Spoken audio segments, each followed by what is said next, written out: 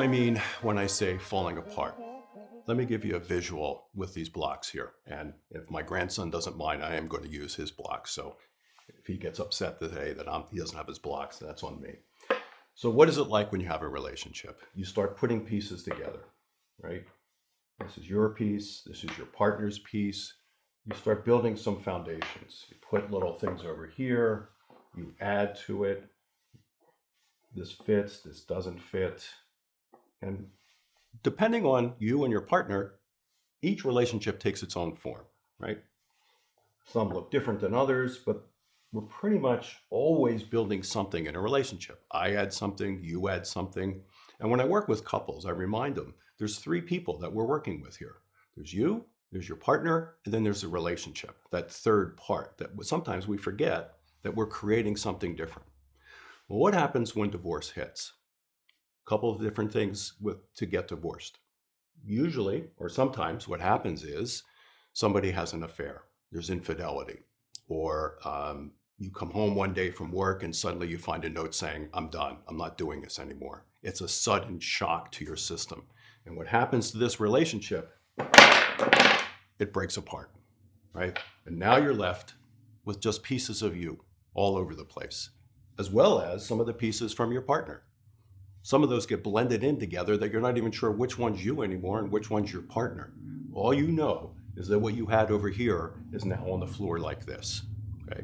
That's one example. When divorce hits hard, a shock to the system. Another way it happens when we build relationships, we have the blocks again, we're building things together, and it's working well. It doesn't mean it's perfect. Relationships aren't perfect. We have moments where we're either doing really well or we're having some moments we try to get back. And what I like to remind clients and the couples that I work with, it's more about the process. How do we work through these things as so much as the content? And if we can get the process working well, that really makes us get the content going better too.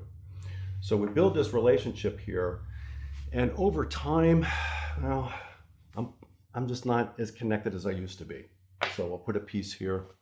And after a little time goes by, another piece comes off the relationship because, intimacy just isn't working for us right now. We could still coexist, but it's just not happening. And then more time comes and we just seem like more roommates than in a relationship now. And well, really not connected with the children as much as I should be, so we're going to pull this back. And my partner and I haven't gone out for a date in years. This one gets pulled back and this one gets pulled back. And before you know it, the relationship is just like the previous one. It didn't get hit with a sudden blow with that death. It just slowly fell apart. And both situations that happen with divorce still leave you empty and in pieces. And now how do we pick this up? And what pieces are mine? What pieces are my partner's? And how do I find that part of me that got lost in all of this? This is the difficulty of how we're trying to recover from this, because now we've got emotions tied into this. We've got physical health. We've got social connections that we can't find anymore. What does that look like as we move into?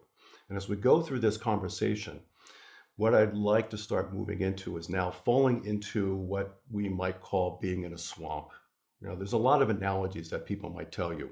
Well, when you go through divorce, it's like climbing a mountain, or you're going down the pit of despair. Use whatever analogy works.